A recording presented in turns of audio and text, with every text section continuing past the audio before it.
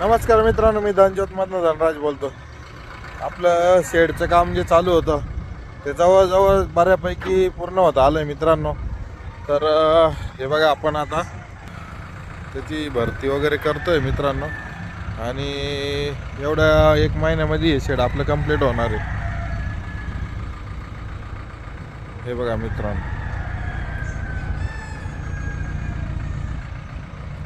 इथं हे फ्री रेंजला थोडं डाऊन केलं आहे. याचीच माती काढून त्याला भरती केली आपण. हे बघा, 2 दिवसापासून आपल्या कोंबड्या खूपच त्यांना पण हे झाले, मध्ये कोंडून ठेवलंय. झालं आज आपलं हे काम फायनल होतं. तर मित्रांनो, आपलं हे सर्व आता सध्या जे कोंबड्यांपासून आहे, त्या कोंबड्यांपासून जे उत्पन्न आहे चालू, त्याच्यात पैसा थोडा थोडा लावून आणि शेडचं काम पूर्ण करतोय. तर मित्रांनो, हा बिझनेस खरोखर परवडतो, छान आहे. फक्त त्याच्या काय ना, दुर्लक्ष न करता केलं पाहिजे. काही लोक टाकायचं म्हणून टाकता, ऐकता खूप पैसा आहे या त्या गोष्टी ऐकून टाकता. पण खूप काही गोष्टी आम्ही बघितल्या जवळ. तर असं वाटतं ना की याच्यासाठी आवडच खूप गरजेची आहे. तुम्हाला आवड पण खूप गरजेची आहे, का तुम्हाला याची उत्सुकता पण पाहिजे, तेवढीच तळमळ पण पाहिजे. आणि हा जो याला एकदम प्रेमाने पाळा, एकदम प्रेमाने, म्हणजे असं समजा की याच्यावर प्रेमच करायचं. याच्यावर प्रेम करायचं. प्रेम जर केलं ना तर तुम्ही निश्चित सक्सेस होणार आहे. कारण त्या गोष्टी खूप गरजेच्या आहे. आपण नुसतं कमर्शियलनीच विचार जर केला तर सक्सेस नाही होत. त्याला जीव लावा, ते फळ देतं आपल्याला. बस जो माझा अनुभव आहे त्या पद्धतीने मी सांगितलं, आणि एक वेगळ्या पद्धतीने समजावलं मित्रांनो तुम्हाला. तर फक्त बिझनेस म्हणून नका बघू, तर एक काहीतरी चांगल्या गोष्टीच्या हिशोबाने पण विचार करून करा. ते तुम्हाला फळ देणार आणि 100% देणार, त्यात कुठलीच शंका नाही मित्रांनो. कारण आम्ही आता खूप फार्मर घडवले. तर काही फार्मर फक्त इन्कमच्या हिशोबाने विचार करता. मग चिक्स दिल्यानंतर ते खाद्य खूप लागतं, हे होतं ते होतं, या गोष्टींचा विचार करता आणि शॉर्टकट मारता. मग खाद्यात कमी देतील, शेडमध्ये तूच खराब झालं, बदलू करू, या गोष्टी करता. मग त्या गोष्टी करायच्या नादामध्ये काय होतं, अमोनिया गॅस तयार होतो काही गोष्टींचा, आणि इकडं पक्षी मरतो.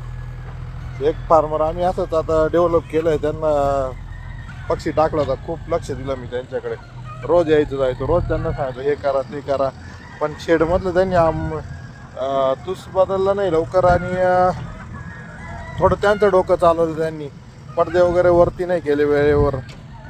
पक्षी दिवसभर बाहेर राहायचं, मग मध्ये पडदे वरती केले पाहिजे, ते वरती नाही केले.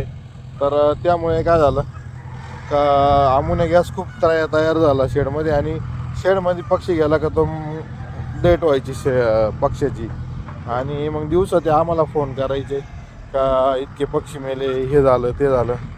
आणि मी रोज तिथं कंटिन्यू चक्कर मारायचं येता जाता. तर मी गेलो का ते शेडचे पडदे वरती करून ठेवायचे. मग ते विचार केला, खूप पक्षी तर ॲक्टिव्ह आहे, सगळ्या गोष्टी आहे, दिवसभर बाहेर आहे, दिवसभर मरत नाही पक्षी, रात्रीचाच का मरतोय. शेडमध्ये जाऊन बघितलं तर अमोनिया गॅस रेडी तयार झालेला होता. मध्ये गेल्यावर ते काय व्हायचं, पडदेवरती करून द्यायचे आपण गेल्यावर, त्याच्यामुळे तो थोडा कमी व्हायचा वास. मग खाली बसून बघितलं, वास घेतला तुसाचा, तर खूप अमोनिया गॅस तयार झाला. ज्यावेळेस मी ते 3 इंच 4 इंचाचा थर होता तुसाचा, ज्यावेळेस ते तूस उकरून बघितलं खाली, तर असा जोरात स्मेल आला त्याचा. आणि मग त्यांना सांगितलं की इथं अमोनिया गॅस झाला आहे, त्यामुळे पक्षी मरतो. पण ते त्या गोष्टीला मानायला ॲग्रीला तयार नाही, ते असं होतं ते तसं होतं, आणि असंच का तसंच का. शेवटी मी काल तो तूस स्वतःहून बदलला, चेंज करायला लावला. म्हणलं तूच चेंज केल्यानंतर जर पक्षी मेला तर बोलायचं. तर आज सकाळी त्यांचा फोन आला का सर, एक पण पक्षी मेला नाही. म्हणजे या अशा गोष्टींची काळजी घेणं खूप गरजेचं आहे मित्रांनो. छोट्या छोट्या गोष्टी असतात, त्या गोष्टींचा आपण जर काळजी घेतली. काय असतं, आपण ज्यांच्याकडनं पिल्ला आणतो कधी कधी 50-50, 60-60, 70, 100-100 किलोमीटर पिल्लं जातात. तर फक्त आपण फोनवर आणि त्याच्यावर संवाद करू शकतो. तर आपण पहिले पिल्लं टाकायच्या आधी प्रॉपर माहिती घ्या, काही कशाने काय होतं, किती दिवसांनी काय केलं पाहिजे, काय नाही. Cut to cut, date to date आहे ना, त्यांना ज्यांच्याकडनं पिल्लं घेतली त्यांना ते व्हिडिओ पाठवत जा, शेडचे व्हिडिओ पाठवत जा, तुम्ही काय काम करता काय नाही करता त्याची अपडेट द्यायचा. म्हणजे मग ते थोडंफार काही चुकलं ते व्हिडिओ, ते मेसेजेस वगैरे बघून आम्ही पण तुम्हाला विचार करून आणि सांगतो का नाही असं नाही, हे सर तुमचं हे चुकतं आहे, तुम्ही हे न करता हे करा. म्हणजे काही गोष्टी दोघांच्या विचारांनी यांनी चाललं तर सक्सेस होतं, फार्मर सक्सेस होतो. फार्मर सक्सेस झाला तर बिझनेस सक्सेस होतो. तर बिझनेस सक्सेस करायचा आहे तर आपल्याला अनुभव नसतो, आपलं स्वतःचं डोकं न चालवतात, ज्यांनी अनुभवानी ज्यांनी काही गोष्टी चिठ्ठ्याचा वगैरे खाऊन केलेला असेल त्याच्या सल्ल्याने जर तुम्ही चालले मित्रांनो तर तुम्ही खरोखर सक्सेस होणार म्हणजे होणार. धन्यवाद मित्रांनो. काही असेल तर कळवत जा, तुम्हाला काही अडचण असेल तर मेसेज करा.